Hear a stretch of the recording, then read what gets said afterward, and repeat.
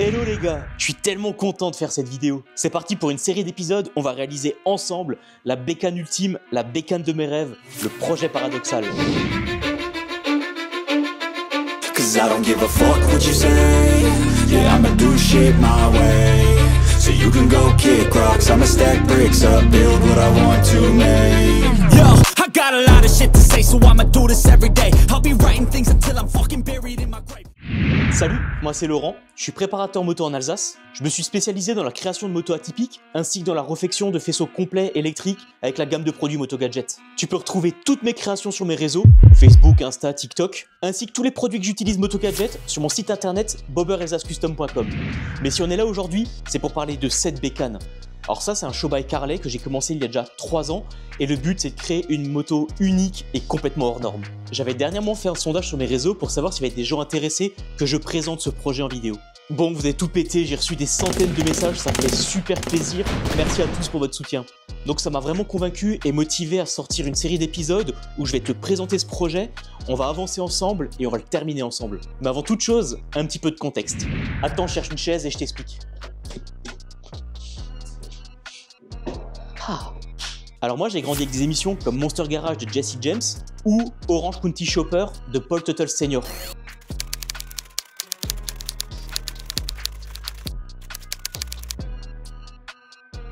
Et j'ai toujours été fasciné comment ces gars arrivaient à créer des œuvres d'art en partant de zéro. Et suite à ça, je me suis dit, toi aussi un jour tu auras ton propre atelier et tu feras tes propres créations. Et voilà, on est quelques années plus tard et on se retrouve dans mon atelier. Donc avant de me lancer sur un projet aussi complexe, je me suis fait la main sur des plus petites motos. Tu m'as peut-être connu d'ailleurs avec le projet Radical. C'est une petite 125 XL que j'ai récupérée en sortie de grange et que j'ai totalement transformée en bobber. J'avais fait une série de 7 épisodes qui t'expliquaient toutes les étapes.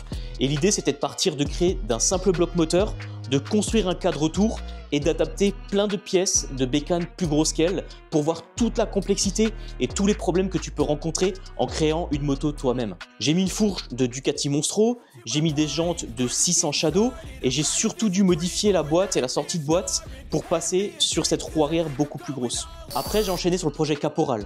Donc ça c'est une Kawasaki ER6 de 2005. Donc là-dessus, j'ai créé une monocoque unique en fibre. J'ai mis des commandes reculées de CBR 600, une ligne sur mesure, un petit guidon de drag bar et surtout un faisceau neuf, complet, Moto Gadget avec un compteur Motoscope Pro. Une belle galère aussi à installer tout ça. Mais je suis vraiment content de cette bécane, je la trouve vraiment sympa. Et donc entre autres ces deux motos, j'ai fait pas mal de motos pour mes clients parce que comme je t'ai dit, j'ai un atelier de prépa moto. Donc ces motos sont vraiment sympas. Mais je voulais vraiment me challenger et créer une moto hors norme, unique, et c'est pour ça qu'on est là aujourd'hui. Hop hop hop, avant de continuer, je voulais juste te partager une info encore. Je serai présent au salon du 2 rue de Lyon du 13 au 16 février avec cette pépite. Après un an de travail, je te présenterai officiellement là-bas mon dernier projet, la moto hommage. Alors c'est une bécane avec une histoire incroyable. Elle a été commencée dans les années 2000 par un Suisse passionné d'américaine qui malheureusement est décédé avant d'avoir pu terminer ce projet. C'est alors son meilleur ami qui s'était engagé de la terminer pour lui rendre hommage. Et donc c'est quelques années après qu'il m'a contacté et qui m'a demandé si je pouvais terminer cette moto. Donc il m'a ramené un cadre, un moteur et des tonnes de carton et je me suis lancé dans ce projet dingue de la restaurer entièrement. Et là ça y est, je vois enfin le bout et franchement elle est magnifique. Je pense que Patrick Delahaut est fier de cette bécane. Et donc tu pourras la découvrir lors du concours au Lyon Custom Factory. J'ai vraiment trop hâte. Bon, assez parlé, on reprend. Bon, par où commencer quand tu veux créer toi-même une bécane de tes propres mains? Moi j'ai commencé par un cahier des charges. Alors je suis allé sur Excel parce que je suis un très grand fan d'Excel et j'ai commencé à noter toutes mes idées, tout ce qui me plaît dans l'univers moto. Donc on commence par la motorisation. Pour moi ça coulait de source, ça allait être un V8 Harley. Hey, hi! Welcome to the ranch. Can I get some burger, please? Ensuite la roue arrière. Je sais que c'est plus tendance, mais moi je voulais un gros pneu. Je voulais vraiment un gros gommard. Donc pour le coup, voilà, tu vois qu'il y a du 300 dessus. Ensuite la partie cycle. Moi je souhaitais quelque chose de radical, de sportif. Donc ça me paraissait assez logique de récupérer une fourche de sportive, un amortisseur de sportive. Et pourquoi pas le freinage qui va avec. Donc je note. Autre point important, les normes et le contrôle technique. L'idée c'est que je voulais mettre aucune bride sur ce projet. C'est un show bike, c'est pour me faire plaisir, c'est pour faire une pub pour mon atelier et c'est vraiment pour me challenger sur ce projet. Donc contrôle technique énorme, on s'en fout. C'est pas la peine de marceler dans les commentaires. Ouais, tu pourras jamais rouler avec ta bécane, c'est interdit sur la route et tout ça. Les gars, je m'en branle. Je vais me faire plaisir, je vais me faire kiffer à me construire une bécane qui me plaît. Donc je m'en branle de tout ça. Et ensuite le budget. je me suis mis une limite, j'aimerais pas dépasser les 25 000 € d'investissement dans cette bécane. Ça c'est presque la clause la plus difficile à tenir parce que ça monte extrêmement vite. Alors maintenant que j'ai mis ce pseudo cahier des charges en place, il fallait que tu trouves un nom. Alors tu l'as peut-être remarqué, mais les précédents projets finissaient en HAL. Donc la Radicale, qui est d'ailleurs exposée chez moi. Oui, j'ai une moto dans ma cuisine. Il est spécial ce monsieur. Mais t'es pas net, non? Mais si, je suis très net. Et la Caporal. Et ensuite celle-là, c'est le vaisseau mère, c'est le plus gros navire que je construis dans ma flotte. Ça me semblait normal de l'appeler le projet Amiral. Mais, si elle s'appelle pas Amiral, c'est parce qu'il y a un mais. C'est également le nom de certaines motos de Laurent Metal Passion. Donc c'est un gars, je sais pas si tu le connais, mais c'est un artiste. C'est un gars qui transforme des bécanes en Street Fighter, mais c'est des œuvres d'art. Et donc avec Laurent, vu que la bécane avait le même nom et que j'ai fait le rapprochement et que d'autres personnes ont fait le rapprochement, bah on s'est écrit et je lui ai dit non mais t'inquiète, je vais changer de nom. Et en fait voilà, je crois que c'est assez facile à trouver. On a un V-twin américain, on a une partie cycle de japonaise, il y a un paradoxe, voilà, projet paradoxal, le nom est tout trouvé. Donc Lolo, hein, si une fois t'es de passage en Alsace, n'hésite pas. Et ensuite, il y a encore une question qui se pose, quel est le but? Quel est le but de mettre autant d'énergie et autant d'argent dans une bécane qui légalement n'a pas le droit de rouler sur la route? Cette question, je me la suis posée et vous me l'avez posée. Alors premièrement, je le fais vraiment pour moi. Comme je te l'ai dit déjà avant, moi je voulais me challenger. Et ensuite, je pense que c'est une belle carte de visite pour mon atelier. Ça met vraiment en valeur mon savoir-faire, mes compétences. Et ça me permet d'avoir une vraie moto unique à exposer, à présenter lors des salons et lors des concours. Et puis même s'il n'y a pas de but, elle est tellement stylée que je m'en fous. Donc maintenant que le cahier des charges est en place et qu'on lui a trouvé un nom et que j'ai répondu à toutes ces questions, j'ai pu commencer à acheter les premières pièces. Donc j'ai commencé par acheter le moteur parce que c'est quand même la pièce maîtresse et tout allait être construit autour de ça. Donc comme tu l'as compris, je cherchais un bloc Harley, mais lequel acheter? Lequel choisir?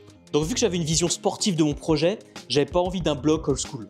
Donc j'ai déjà mis de côté les blocs Evo et Shovel. Ensuite je me suis dit que le Twin Cam ça pouvait être un bon compromis parce que c'est une génération qui a été sortie en carburation ou en injection et donc là on est sur un 88 CI. Donc 1450 cm3. Et donc ça c'était un bloc de base qui était monté avec un carburateur. Et pour la petite histoire, celui-là je l'ai acheté en Suisse italienne à Lugano. Je suis parti le matin, je suis rentré le soir, j'avais mon bloc et sa boîte. C'était une super journée, j'étais super content, c'était la première pièce du projet.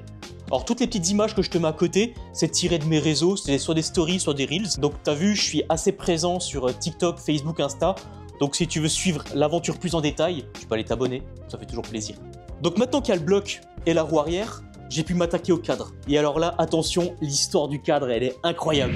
Donc comme je t'avais dit plus tôt dans la vidéo, moi le but c'était de construire entièrement le cadre, sur mesure, vraiment dans la vision que j'avais de la bécane. Donc pour fabriquer le cadre, je commence à faire mes premiers plans et mes premiers croquis.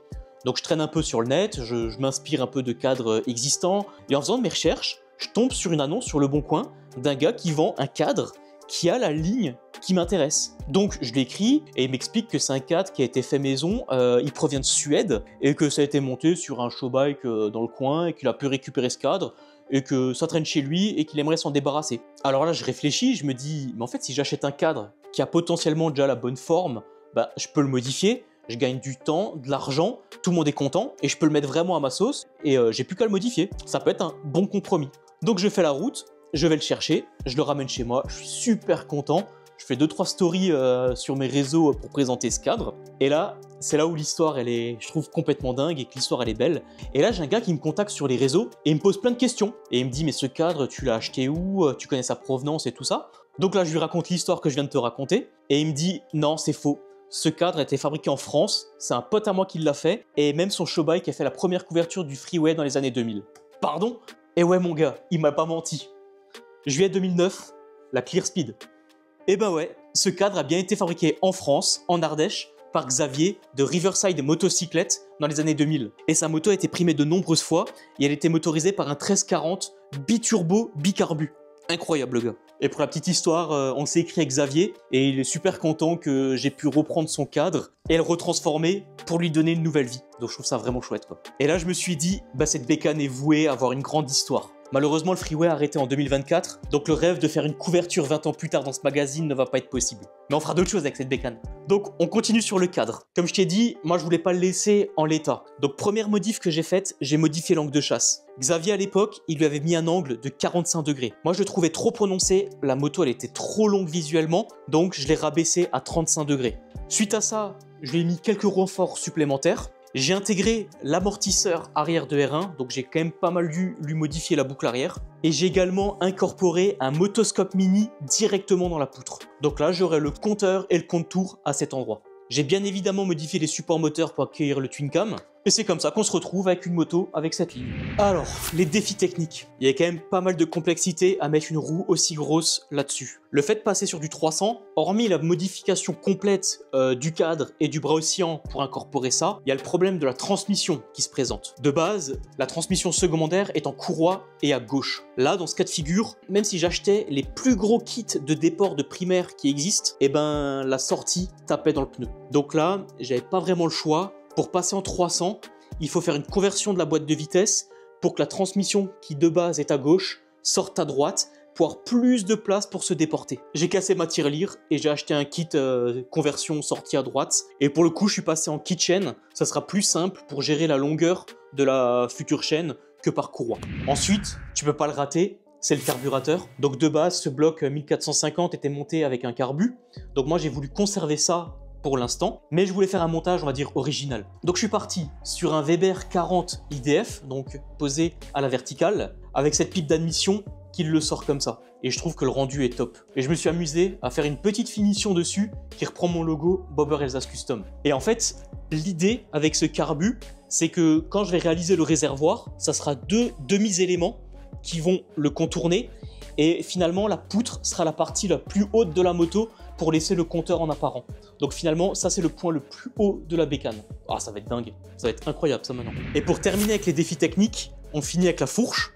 Donc comme je te l'avais dit dans mon cahier des charges, je voulais absolument une fourche sportive. Donc ça provient d'une Yamaha R1 de 2005. Et j'ai fait usiner par USV Racing des têtes de fourche taillées dans la masse, full alu. Et là-dessus, j'ai incorporé une tête de fourche de Fat Bob 114. Je l'ai légèrement modifiée pour qu'elle matche parfaitement avec le T supérieur. Et là, petit spoiler, là-dedans, il n'y aura pas de phare. J'ai une autre idée, mais ça, tu verras dans un autre épisode. On termine avec le freinage avant. Donc là, pour le coup, j'aurais pu jouer la facilité et mettre des étriers de R1 en radial. Mais pour le coup, je voulais quelque chose de plus original. Et donc, en fait, j'ai dessiné et prototypé ces supports-là. Et donc, en fait, on a un freinage avant type Springer de l'époque. Donc, en fait, je te montre, ça ressemble à ça. Tu vois, c'est exactement comme ce Sportster. C'est posé à l'avant de ta fourche. Et en fait, c'est en flottant avec une biellette. C'est exactement ce principe-là. Et donc ça fait vraiment old school. Et je trouvais ça vraiment sympa de l'incorporer sur un truc hyper moderne comme ça. Et donc on rentre de nouveau dans un paradoxe. Donc tu vois, paradoxal, elle porte vraiment bien son nom. Pareil au niveau du guidon. J'hésitais vraiment avec un drag bar comme celle-là. Donc un guidon droit très légèrement recourbé ou un guidon bracelet. Et finalement, j'ai créé un peu les deux. Je suis parti de support de guidon bracelet. Je suis parti également d'un drag bar que j'ai recoupé et qui est rentré en place dans les supports bracelet. Et je trouve que ça colle bien à la bécane comme ça. Donc voilà dans les grandes lignes. Il y a encore 1 million de choses à faire avant de terminer ce projet. On va réaliser ça ensemble, étape par étape, dans les prochains épisodes. Donc, j'espère vraiment que ça t'a plu. Je te cache pas que de faire des vidéos, c'est extrêmement long. Entre l'écriture du script, le tournage, le montage et tout ça, ça prend vraiment beaucoup de temps. Donc, n'hésite pas à t'abonner et à lâcher un petit pouce bleu pour me soutenir. C'est gratuit et ça soutient vraiment la chaîne. Dans le prochain épisode, on va s'attaquer à la primaire. J'ai prévu un kit 3 pouces à courroie qu'on va intégralement modifier et intégrer à cette bécane. Ça va être incroyable. Allez, à plus!